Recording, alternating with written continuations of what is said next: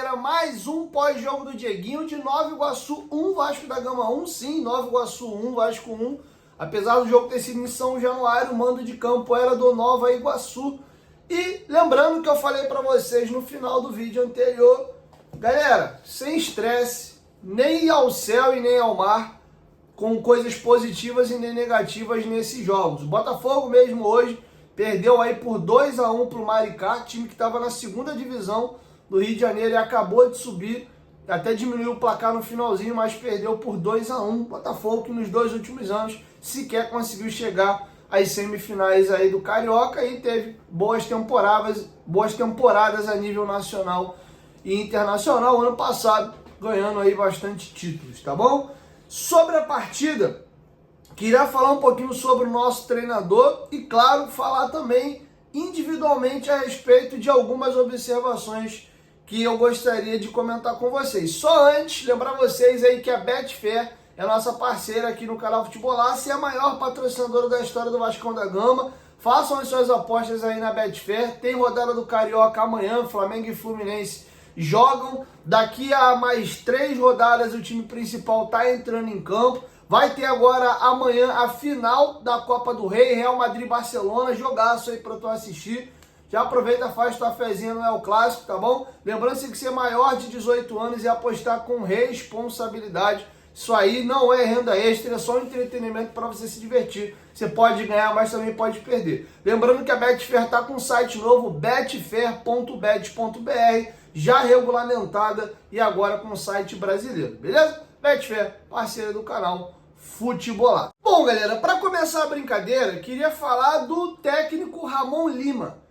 Para começar, não gostei nem um pouco da opção tática que ele escolheu para a equipe. Ele levou a equipe do Vasco durante o jogo inteiro num 4-2-4. Eu já não gosto muito desse sistema, tá? Esse é um sistema que exige que você tenha 2 volantes com muita capacidade de construção de jogo, já que você não tem nenhum meia à frente desses 2 volantes, pontas construtores. Para marcar é tranquilo, os 2 pontas baixam aqui na linha dos volantes, os 2 atacantes descem, você faz 2 linhas de 4 e 2 na frente. Mas para construir com esse sistema, tem que ter jogadores num nível bem superior. Esses 2 atacantes, por exemplo, que um deles consiga baixar para de vez em quando fazer a função de uma espécie de meia e não ficar plantadinho ali jogando em linha, né? Um mais à esquerda, o outro mais à direita, ou melhor, um mais à esquerda, o outro mais à direita. Não gosto. E para mim ficou claro que teve meio que uma forçada de barra para empurrar alguns jogadores ali nesse time titular. Quer alguns exemplos? O Alegria, jogador que está emprestado junto ao Nova Iguaçu, jogador jovem que a idade estourou, não tem mais como jogar no Sub-20, mas um jogador que por algum motivo o Vasco identificou potencial nele, um jogador talvez para ser lapidado, né, uma posição aí que é cara no mercado, não é tão fácil de você achar, e o Vasco enxergou no Alegria uma oportunidade de mercado. O Vasco tinha pego ele por empréstimo até o final do ano passado, tinha a possibilidade de prorrogar esse empréstimo até junho, e o Vasco fez. Então, o Vasco quis ver o Maxwell, né, o nosso famoso Alegria, jogando aí mais minutos. E alguns jogadores é a famosa vitrine. Eu não quero ficar com o Di Luca, não quero ficar com o Zé Gabriel e nem com o Serginho. Então, eu vou botar eles para jogar de titular nesses jogos aqui iniciais do estadual, porque eu preciso botar esses caras na vitrine. Faz um gol, dá uma assistência, faz um bom jogo contra uma equipe de nível inferior, facilita eu recolocar o jogador no mercado. O Serginho teve uma temporada de 2024 horrível, o rebaixado Criciúma, ele mal conseguia jogar lá, jogou pouquíssimos minutos, vários jogos nem do banco ele saiu, precisa entrar na vitrine. O Zé Gabriel idem, então um salário altíssimo e o Vasco está querendo se livrar do Zé de qualquer jeito. Achei até estranho dentro dessa lógica, e aí uma justificativa pode ser plausível aqui, eu vou entrar, é a utilização do Vitor Luiz como titular e não do Riquelme. Até os companheiros do BTB Esporte, alguns dias atrás, trouxeram a informação de que o Riquelme iria mudar de posição. Ele passaria a jogar de ponta e não mais de lateral, coisa que confirmou isso hoje. A gente precisa entender se isso é uma mudança definitiva ou se foi algo pontual. O Riquelme entrou hoje no segundo tempo de ponta direita, jogamos com um canhoto ali, de pé invertido.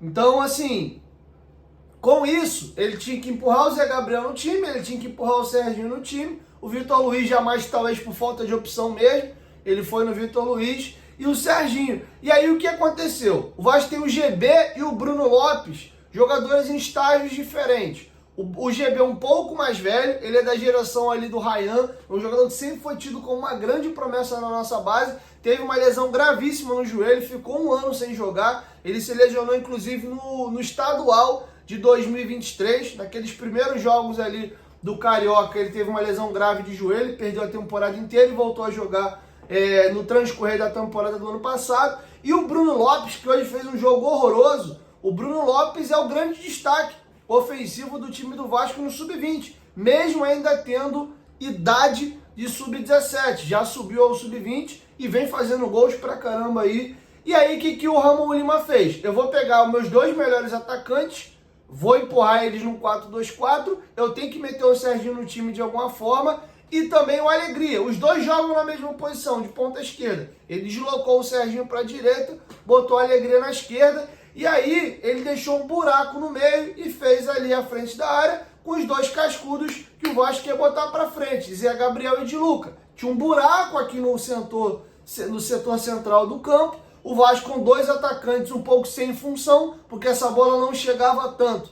E aí você via muitas das vezes, tanto o GB como o Bruno Lopes jogando numa característica que não é nem a melhor deles, que é o quê? Um pouco mais aberto e um pouco mais fora da área, porque como o Vasco jogava com dois atacantes e pouco essa bola chegava no fundo para ter cruzamento, essa bola vinha normalmente ligada, eles acabavam abrindo para ter opção de passe. E quantas vezes você viu o Bruno Lopes tentando fazer jogada aberta pelo lado direito, como se fosse um ponta, mas na verdade ele estava jogando como um atacante, sendo que um atacante, o centralizado pelo lado direito, né? Se tinha dois homens mais à frente aqui, e o mesmo acontecia com o GB, caindo mais por esse lado esquerdo. Então você nem tinha a presença de um 9 de fato pesando a área, e tinha esses dois jogadores, né, um pouco mais abertos para dar opção ao Serginho na direita e o Alegria na esquerda.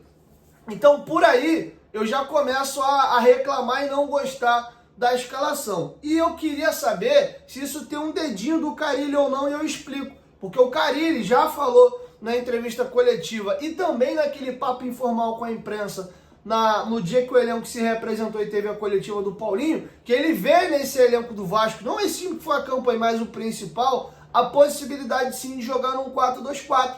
E aí eu não sei se o Ramon Lima recebeu essa informação do Carille, ó, minha ideia aqui é jogar num 4-2-4, vai no mesmo sistema aí, porque esses jogadores aí devo aproveitar talvez alguém, e aí já para eles irem se acostumando a jogar no sistema que o time principal deve jogar. Isso não é informação, isso aqui é uma suposição, estou tentando pensar aqui, porque o Vasco tinha jogadores para preencher e povoar melhor esse meio campo. O Lucas Eduardo poderia ter sido mais um jogador a entrar nesse time, e aí você ter o de Luca mais adiantado como armador, ele jogou assim no expressinho do ano passado, usava até a camisa 10, e aí Zé Gabriel e Lucas Eduardo, ou o melhor deles, que de fato era quem eu colocaria, o JP. O JP podia ser esse volante mais adiantado, ou até mesmo fazer uma troca. Ora o de Luca passava, ora o JP descia, podia fazer. Você estaria preenchendo melhor o campo, você teria um meio campo um pouco mais povoado,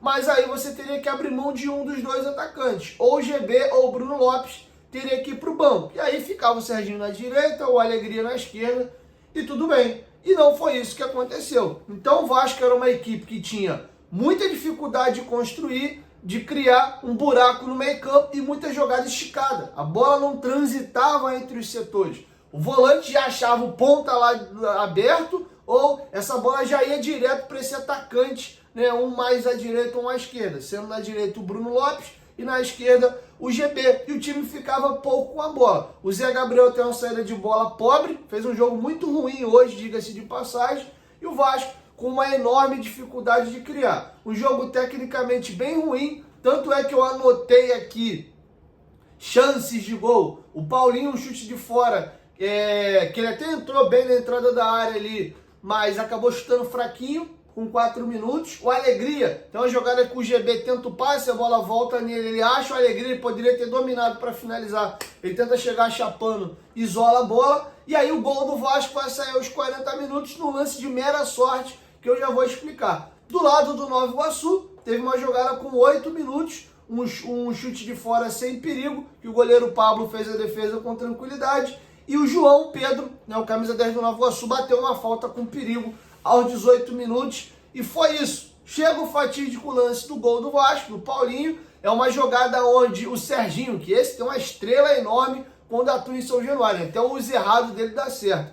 Vem 2 jogadores do Nova Iguaçu, apertam ele, os jogadores vão tentar roubar a bola dele, a bola pega no pé do jogador do Nova Iguaçu e espirra para trás. O Bruno Lopes sozinho recebe um presente, na cagada não estava impedido, ele domina, vai no fundo, tenta o cruzamento para dentro da área, o goleiro do Nova Iguaçu bate roupa, e o Paulinho, que foi o melhor jogador do Vasco hoje em campo, chapa ali com a canhota, bota no fundo do barbante e abre o placar, 1-0 Vasco. Depois o GB tenta ali uma bicicleta, meio voleio, meio velotrol, né? Foi um gesto ali que não foi reto, né? Foi meio que inclinado, tá mais para um voleio com pedalada. Foi até bonito o gesto dele, a bola pegou na canela, mas foi próximo ao gol, ele poderia ter feito um golaço. E acaba assim o primeiro tempo. As duas equipes com muita dificuldade de criar. Os primeiros 8, 10 minutos o Vasco até tinha um pouquinho mais a bola, mas sem efetividade. E o Nova Iguaçu foi entrando um pouquinho mais no jogo, o jogo ficou equilibrado. O placar moral desse primeiro tempo era um 0-0.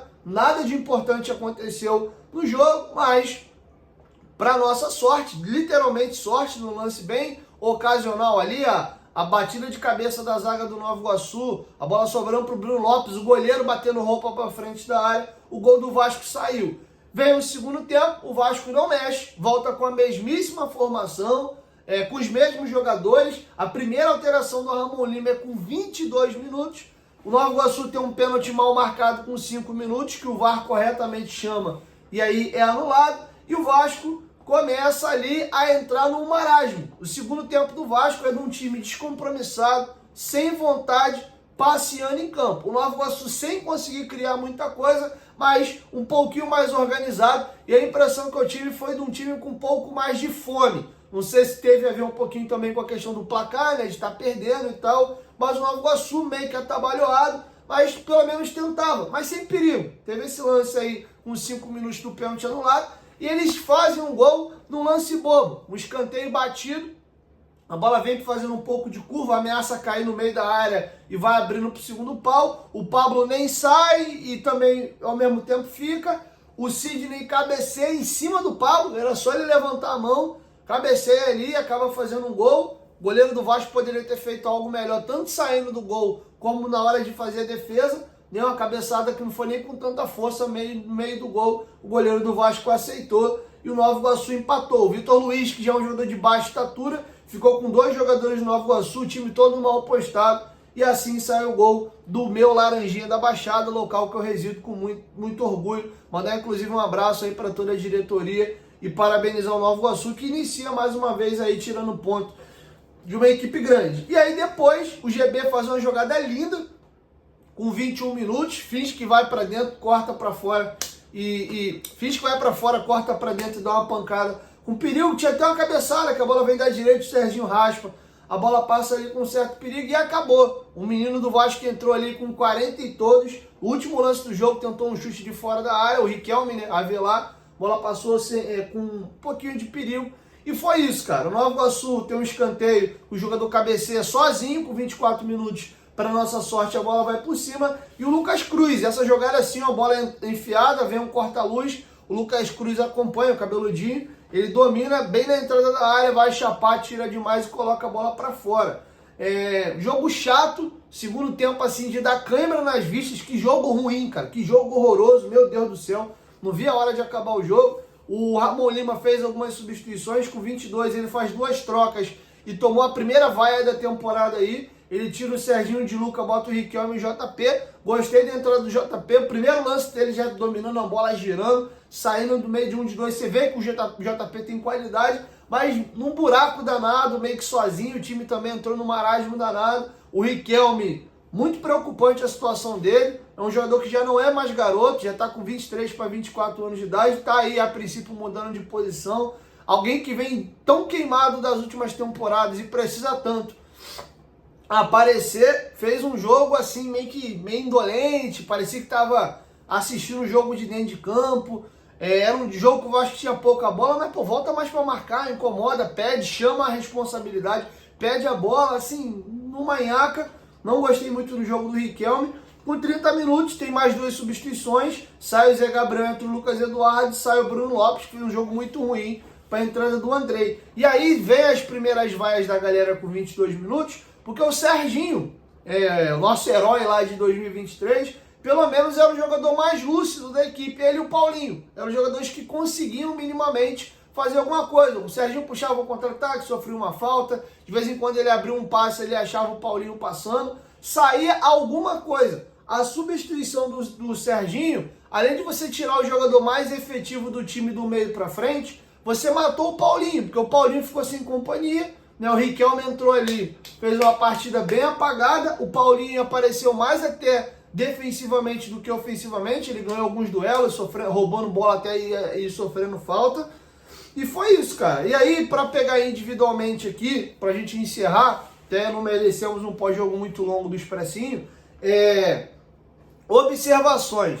Lincoln e Luiz Gustavo, partida assim, nada demais de ambos, não jogaram mal, mas também não fizeram nada para que chamasse a atenção, e aí explica talvez a diretoria do Vasco empilhando o zagueiro no mercado, talvez por entender que o Lincoln e o Luiz Gustavo estão cru, né, e merecem se desenvolver mais, não estão prontos, não são jogadores que vão assumir a bronca do time do Vasco nesse momento na zaga. Até falei para vocês que eu acredito que os dois vão voltar para o Sub-20. O Vasco no momento tem 8 zagueiros, considerando que o Souza pulou para a zaga, tem um retorno do Capasso, os 2 garotos, mais o Maurício Lemos e o João Vitor, que devem ser os titulares, o Lucas Freitas e o Lucas Oliveira. Volta os 2 meninos para a base, você fica com 6 aqui, zagueiros no plantel, fica aí o normal. São 6 jogadores, eu acho que o Vasco encerra aí. Com a saída do Capasso, que deve ser negociado em breve, abre brecha para no meio do ano você tentar repatriar, por exemplo, o Balbuena, tá bom? Então, eu acho que é um pouco por aí. O Paulinho, cara, é um jogador que eu gosto muito,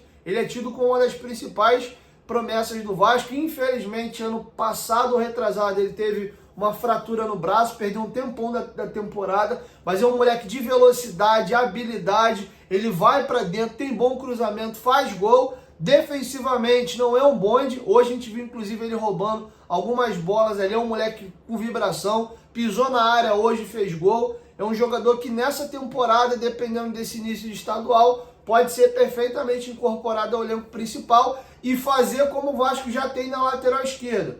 Piton, Leandrinho e Vitor Luiz. Na direita você tem Paulo Henrique, Puma e Paulinho. 2 jogadores aqui do Sub-20, 2 jogadores mais experientes para brigar com os titulares. E aí você tem laterais equilibradas com jogadores de potencial e revenda, como Paulinho e Leandrinho. Titulares ali como Paulo Henrique e Piton para serem os jogadores para jogar. E reservas ali que podem entrar e manter o nível, mudando um pouco a característica. Vitor Luiz mais defensivo e o Puma mais ofensivo. O Puma também aí com valor de mercado, jogador convocado com frequência para a seleção uruguaia. Tá bom? Então acho que o Paulinho é uma notícia boa, uma notícia que eu já tinha, né? Já é um jogador que eu já conhecia, mas parece que começa a se firmar aí no principal.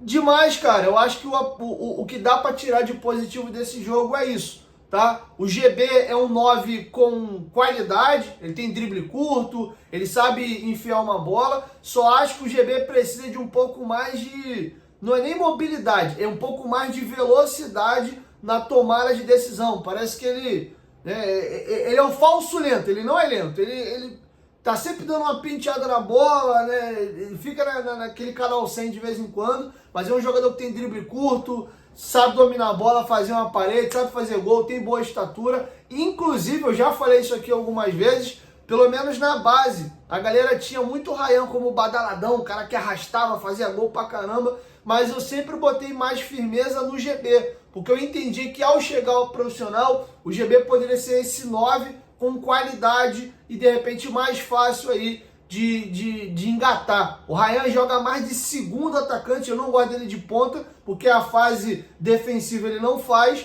e hoje isso é inegociável para quem joga de ponta, e o de 9 ele quase não joga, né? Eu até acho o Ryan mais indicado para a carreira dele é virar 9. É um cara grande, forte, velocidade, me lembra um pouquinho até o Adriano, guardado as devidas proporções. Canhoto, esguio, tem qualidade, passada larga, tem um chute forte. Também não é bobo no jogo aéreo, jogo novo, cru. Mas eu acho que o Vasco está perdendo tempo demais com o Ryan jogando ali na ponta. Então, pontos positivos aqui, dá para pinçar um pouquinho do GB e o Paulinho. O resto era o que eu já imaginava mesmo. Não consigo ver muita aspiração nesses jogadores. Achei até bom o Serginho ter botado um pouco da asinha de fora hoje. Vai que algum clube se interessa para a gente negociar e emprestar logo. Tá bom? É isso.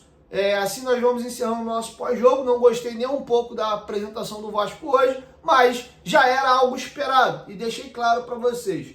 Principalmente o expressinho agora. Galera, o que vir de positivo é lucro, o que vir de negativo a gente releva. Esse não é o elenco do Vasco, não são os jogadores que vão defender a nossa camisa no transcorrer da temporada. E a gente também fica preocupado, porque você vê aí um pouco do sub-20 e com os jogadores do fundo do nosso elenco, explica muito por que eles estão no fundo do elenco. São jogadores que infelizmente hoje não tem muita condição aí de assumir a titularidade ou brigar por posição no Vasco, e o caminho natural é o que o Vasco já está tentando fazer, recolocar esses jogadores no mercado. Agora, é um escárnio, né, o que o seu Alexandre Matos fez no departamento de futebol do Vasco, porque ele renova o contrato do Zé Gabriel, dando luvas para ele altíssimas, que inclusive viraram dívida agora, e um salário de R$500 mil. Parabéns aos envolvidos aí e quem cometeu essa proeza aí, e agora quem paga aí é o Vasco da Gama. Agora quem é que pega essa bucha aí para ganhar isso tudo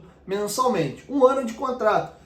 Quase impossível o Zé Gabriel sair do Vasco sem o Vasco ter que pagar o salário. Ou acha um clube que queira ficar com ele em definitivo, ele rescinde o contrato com o Vasco, vai em definitivo para um outro clube ganhando menos, mas aí com um contrato mais longo, 3 anos, 4 anos, sei lá, e aí se livra. Mas se for para manter os vencimentos e pegar por empréstimo até o final do ano, não vai aparecer nenhum interessado aí para pagar R$500 mil de salário por mês não, tá bom? Então é isso, assim nós vamos encerrando o nosso pós-jogo. Amanhã eu chego com a nossa primeira edição. Um beijo no coração de vocês. Tamo junto. Use o espaço para comentários aqui, para dizer o que vocês acharam da estreia do Vasco no campeonato, beleza? Ferimentos leves, sem estresse, sem desespero. Só espero que o expressinho não atrapalhe o time principal aí com relação à classificação. Pode ser que essa arrancada seja tão ruim que aí atrapalhe o time principal a fazer a pontuação necessária para classificar. Torcer para não ter nenhum pequeno fazendo campanha de time grande, porque esses pequenos bater cabeça, aí de repente os grandes que podem começar trupicando, como o Botafogo que já perdeu e o Vasco empatou, tenham margem para quando os seus times principais assumirem, fazer as vitórias aí e se classificar. Tá bom? 1, 2, 3, futebolaço, tamo junto família, e amanhã eu volto com mais uma edição. Tamo junto.